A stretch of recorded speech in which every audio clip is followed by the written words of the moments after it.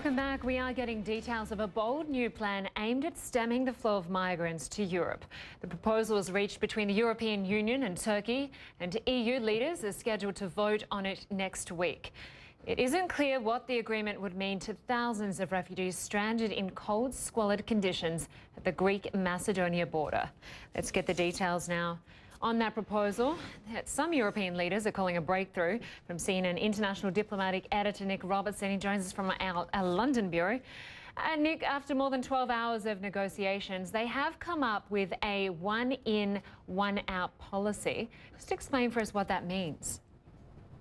What they're saying is that any migrants that manage to get from Turkey to Greece should be sent back to Turkey. They're calling these irregular migrants. And they're saying that any Syrian refugee that is sent back from Greece to Turkey should then be replaced, if you will, for one Syrian refugee in Turkey already to be sent into the European Union. So every Syrian refugee that comes back to Turkey, Turkey sends another one off to Europe. So it's a one in, one out situation. But what isn't clear is the responsibility and what Turkey would do with all these other migrants, these irregular migrants that this agreement says, or this penciled in agreement plan, if you will, says that Turkey should handle.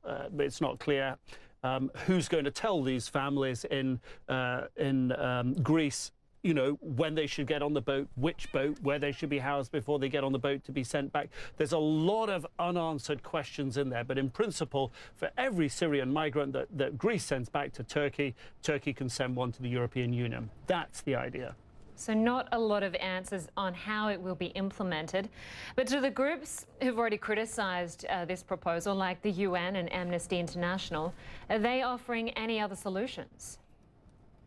They're not. I mean, what they're saying is that, you know, the UNHCR, the world's body that leads the way on the treatment of refugees, the United Nations High Commissioner for Refugees, they're the world's leading experts on it, are saying they're not clear that what's been laid out here will allow Greece, Turkey, others involved in this to follow their international obligations to refugees. And that's a pretty high bar. And it's not clear that European Union in the UNHCR's eyes have actually cleared that hurdle. Now, what Amnesty International is saying, it goes further. They're saying that this is potentially not just morally flawed, but legally flawed, that it's dehumanizing for all these people. To be treated as a commodity, you get sent back and another one gets sent on. So there are real questions being raised about the standards that this sets before we get any detail from the European Union about how this would actually be realized on the ground. And I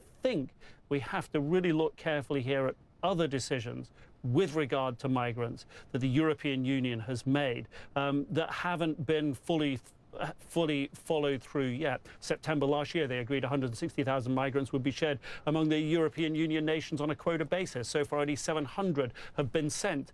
So the idea that this might be an immediate end to the problem does seem to fall short of that target as well, which, of course, is what the European Union is trying to do, to stop all these migrants, put them off at the very least, trying to get into Europe.